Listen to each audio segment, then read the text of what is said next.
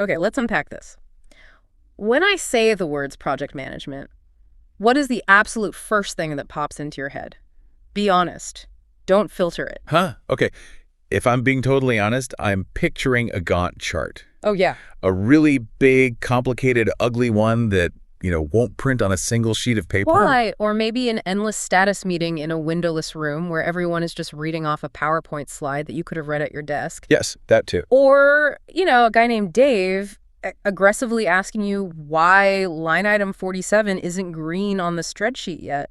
That is a painfully accurate, if slightly stereotypical, description of the old guard of the profession. The old guard. I like that. It's often seen as the department of checkboxes. Yeah. The no department. Exactly. It feels dry. It feels rigid. It feels like checking boxes is the job itself. It really does. But today, we are diving into something that is trying to completely blow that stereotype out of the water. A big change. A huge one. We are looking at the PMBOK Guide 8th edition. And before you tune out, because I just said a massive, crunchy acronym. Please don't tune out. This is actually fascinating stuff. It is. And it's relevant to way more than just project managers. It really is. Because this isn't just an update to a textbook. This is a massive philosophical shift in how the world gets work done. That's the perfect one to put it. We aren't just talking about how to build a widget anymore. We are talking about why we built the widget and if the widget actually makes anyone's life better. That's the crux of it.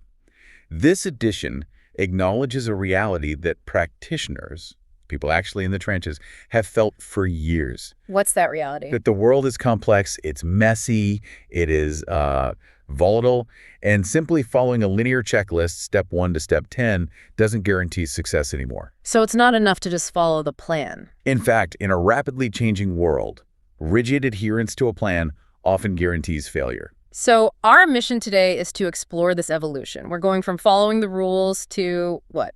To delivering value. Delivering value. And we should mention, this isn't just a few people in a boardroom in Pennsylvania guessing at what's changed. Not at all. The source material emphasizes that this is the most evidence-based revision they have ever done. That part really impressed me. I mean, they didn't just guess. They gathered something like 48,000 data points. 48,000? Yeah. They had volunteers from 10 different countries representing dozens of industries, from construction to software to healthcare to government. Wow. And they used a double-blind review process. This text reflects what is actually happening on the ground globally. So it's a mirror. It's a mirror of the modern profession, not a lecture from an ivory tower. 48,000 data points. I mean, that is a serious sample size. It's hard to ignore that kind of signal. You can't. So let's jump right into the biggest headline here. If you read the old guides, the 5th, the 6th, even parts of the 7th, it was very process heavy. Very. Input, tool, output, repeat. It felt like a recipe book. Absolutely. What is the big flashing neon sign of the 8th edition? The word you're going to hear over and over and over again is value. Value. It sounds simple. Almost. Almost too simple. It sounds simple, but it changes everything. The text introduces this concept of a system for value delivery. System for value delivery.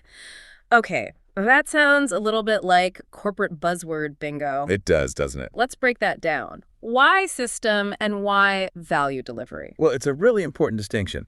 In the past, a project was often viewed in isolation. Right, like its own little bubble. Exactly. You have a start date, an end date, and a thing you have to make. Yeah. Once you hand that thing over, the project manager washes their hands of it. I built the bridge. I don't care if no one drives on it. My job is done. Precisely. Or, not my problem anymore. I delivered the software. Good luck with the bugs. We've all been there. Exactly. But the 8th edition says, no, you are part of a larger ecosystem.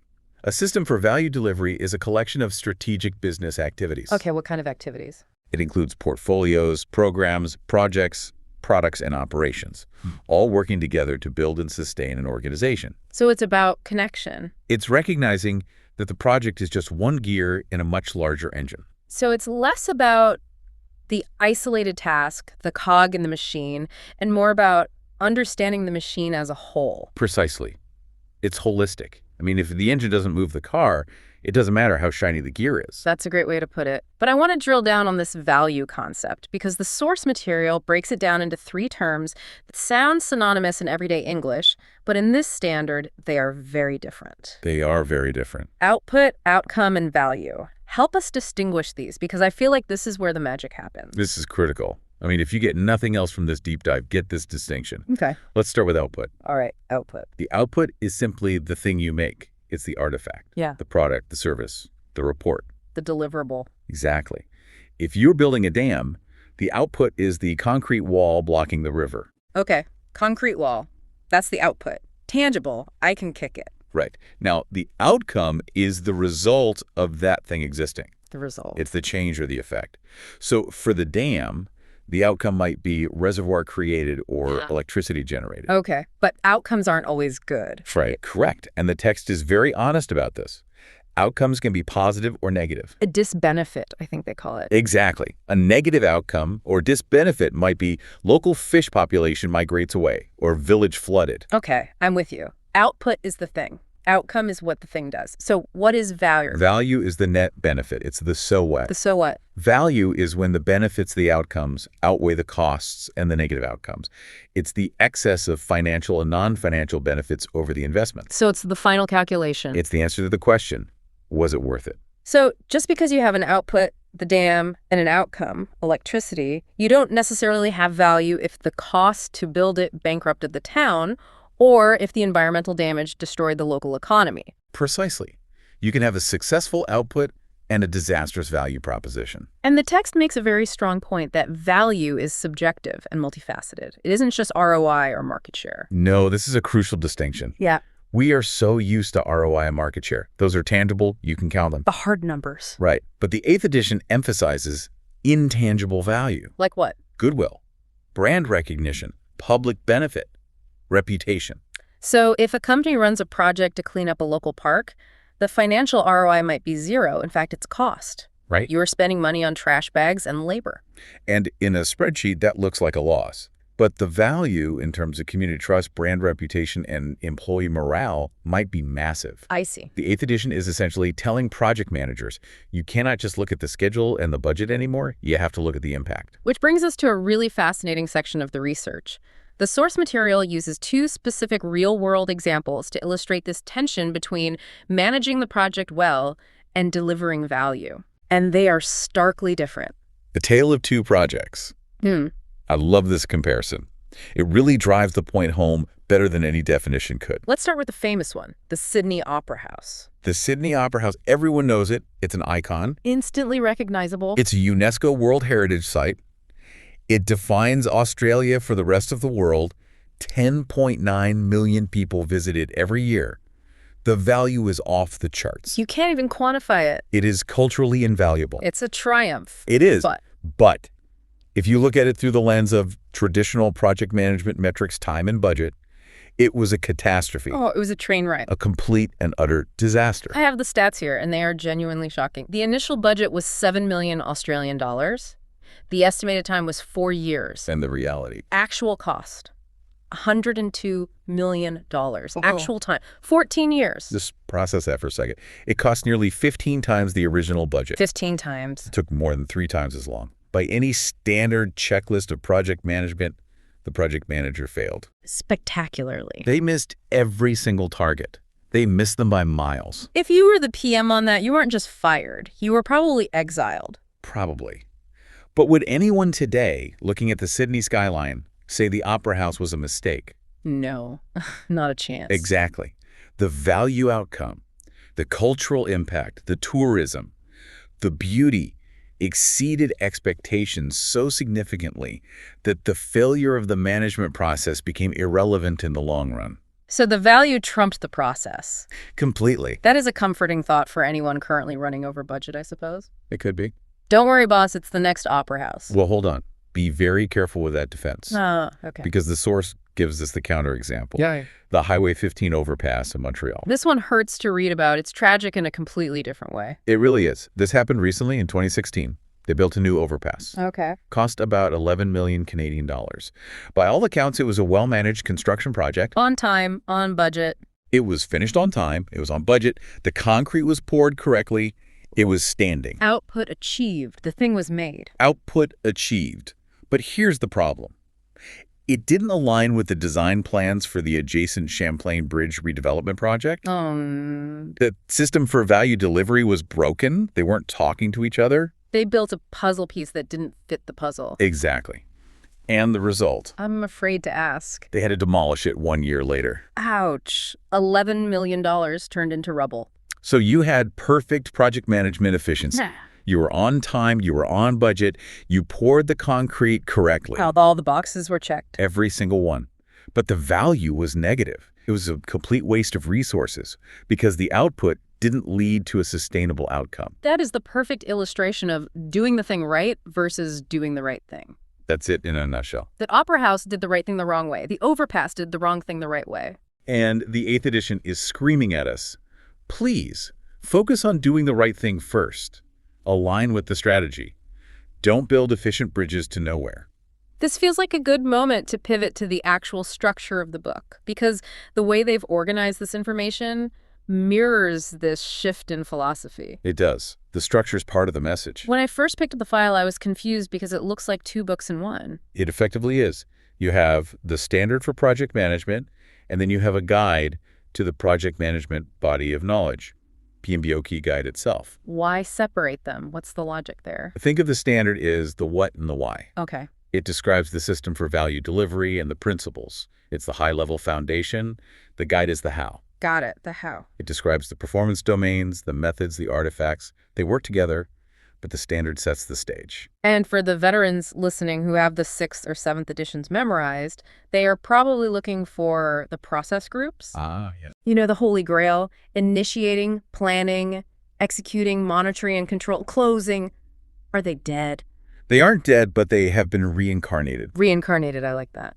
In the past, those groups were often interpreted as a strict linear sequence. Step 1, initiate. Step 2, plan.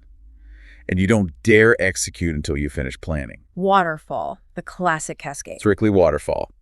But the reality of modern work involves agile. It involves hybrid approaches. Sure. If you're building software, you might be planning the next sprint while executing the current one. Or you might discover something during execution that sends you back to initiation. The world is messy. It is. So the 8th edition has reimagined these as focus areas. Focus areas. That sounds softer, less rigid. It's more flexible. They acknowledge that initiating, planning, executing, monitoring, and closing are logical categories of work. So the activities are still there. Oh, absolutely. Yeah. You still have to do them. You can't skip planning. But they are recognized as nonlinear. They can happen anytime. So you could be planning and executing at the same time. You might close a phase in the middle of a project. You might reinitiate a new aspect of the scope halfway through execution. It feels more like a toolkit than a recipe. That is the perfect analogy. In a recipe, you have to add the eggs before you bake. If you bake first, you fail. Right. In a toolkit, you pull out the hammer when you need to hammer. You pull out the tape measure when you need to measure. The focus areas are tools you use when the context demands it. And to support that, they've shifted from prescriptive rules to principles. The previous edition had 12 principles. He did. The 8th edition has refined that down to 6 actionable principles. Right. They were trying to make it easier to actually keep them in your head. Less overlap, more impact. And alongside those principles, they have organized the knowledge into performance domains. Yes. These are the 7 domains: governance, scope, schedule, finance, stakeholders, resources, and risk. I noticed the language shift there too. It's not time management anymore. Well, it's schedule performance domain. correct. And that's a deliberate choice.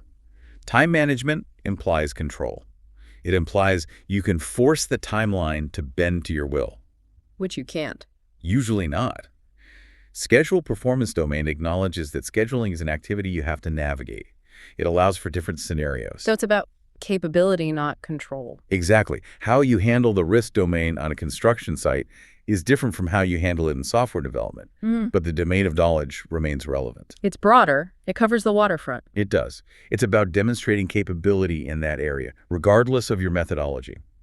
Whether you use Scrum or Waterfall, you still have to deal with stakeholders. That domain is universal. So we've got the philosophy of value, and we've got the structure of focus areas and domains. Now let's zoom out a bit.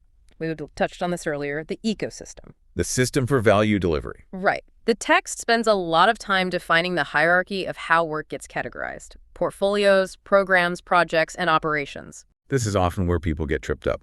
It sounds like hierarchy for hierarchy's sake, but the distinctions are vital for understanding where your work fits. Okay, let's do this. Let's break them down. Start with the project. A project is temporary. That's the key word. Correct. It has a beginning and an end. It creates a unique value, a product, a service, a result.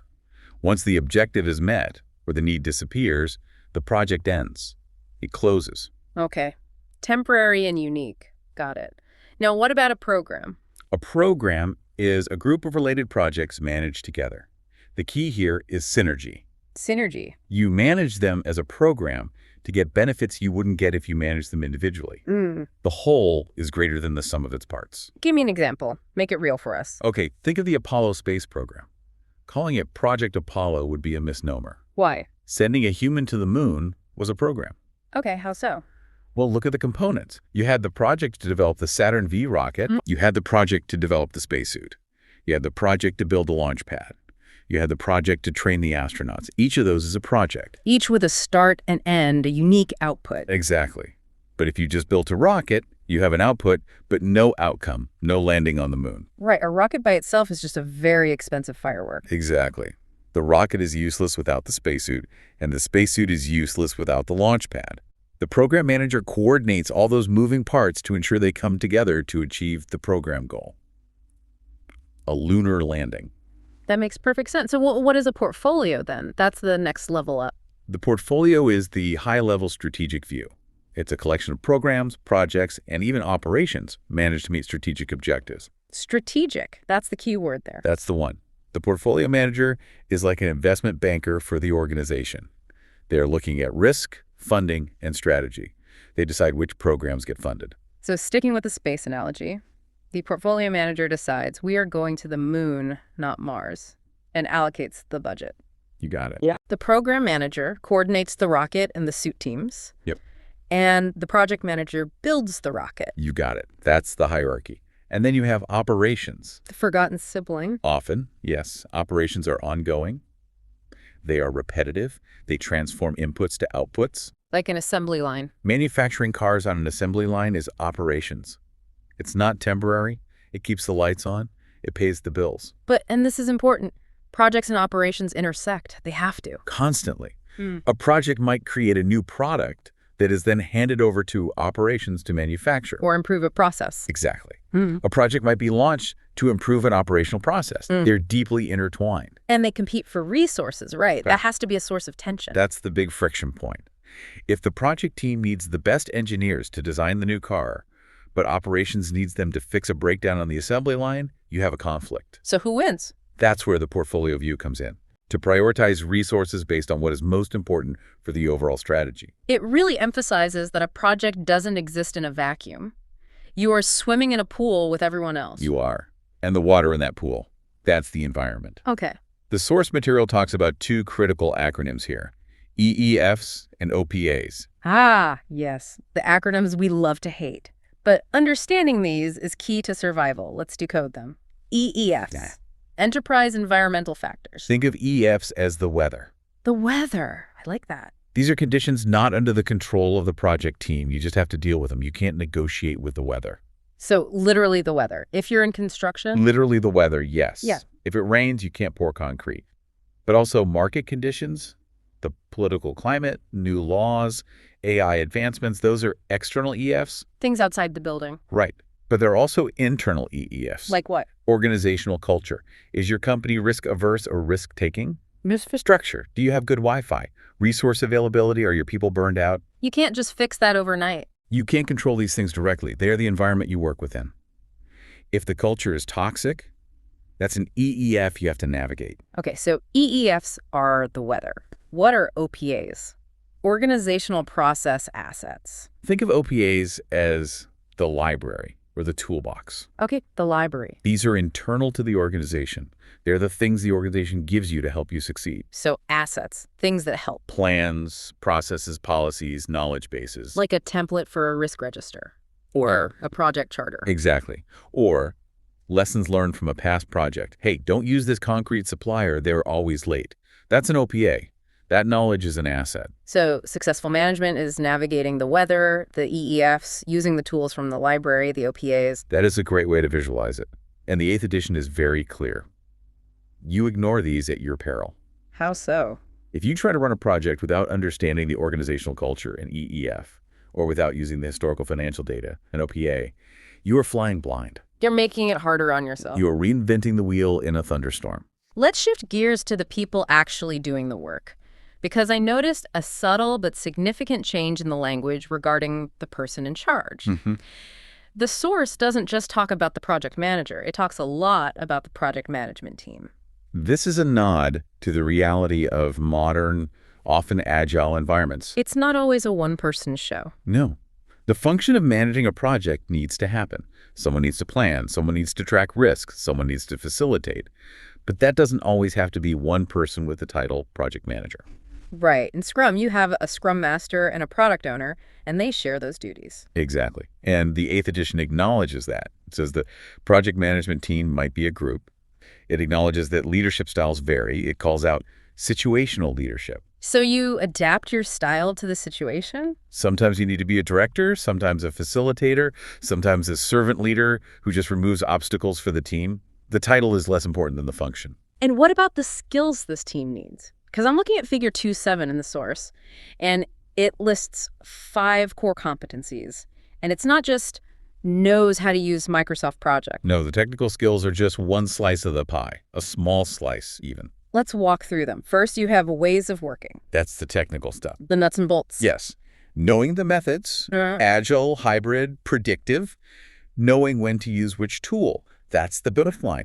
If you don't know the difference between a sprint and a milestone, you can't play the game. Okay, that's table stakes. Then you have business acumen. This goes back to our value conversation. Yeah. You need to understand the industry. You need to understand financial analysis. The why. The why.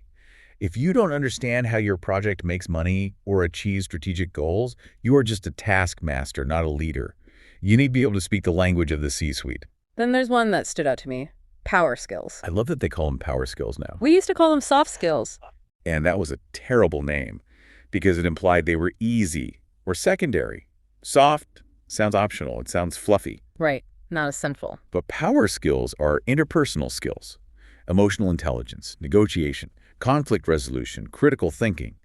These are the hard skills, really. And the source argues these are essential because project managers often have to lead without authority. Exactly. You have to convince people to do things when you aren't their boss.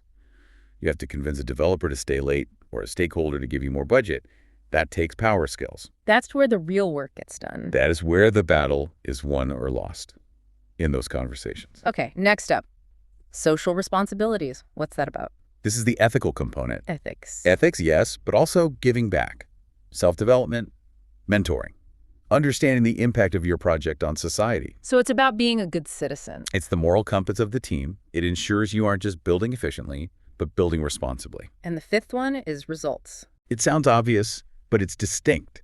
You can have all the skills, all the business acumen, and be a great person, but can you actually get the task done? Can you deliver? Can you solve the problem when the server crashes or the shipment is lost?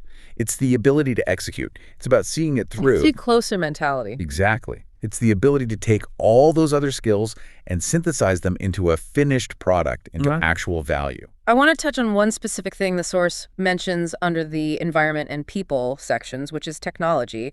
Specifically, it calls out AI and Gen AI. It does. And this is significant for a standard like the PMBOK guide, which can sometimes move slowly. They're acknowledging it's a real factor now. They're saying AI is here, and it changes the game. How so? Is the robot taking my job? No, but the robot is taking your spreadsheet. The text notes that AI automates routine tasks. It improves risk prediction by analyzing massive amounts of data. It can optimize schedules better than a human can. So if AI is doing the scheduling and the risk analysis, what is the human doing? The human is doing the power skills. The human is doing the business acumen. The stuff the robot can't do. Right. AI requires human oversight, as the text says.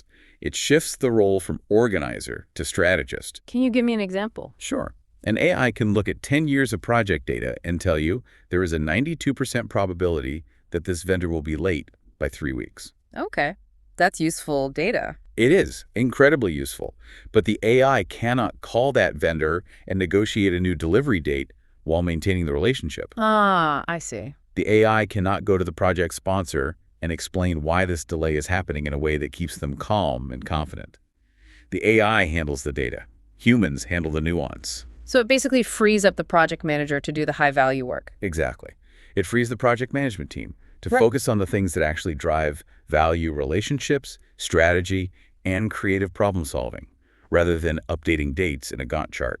It seems like the 8th edition is really trying to future-proof the profession. That's a great way to look at it. It's moving away from, here's the rigid process you must follow, to, here are the principles and domains you need to master to survive in a chaotic, tech-driven world. That is the perfect summary. It embraces adaptability. It explicitly validates agile and hybrid approaches. It recognizes that every project has a unique context.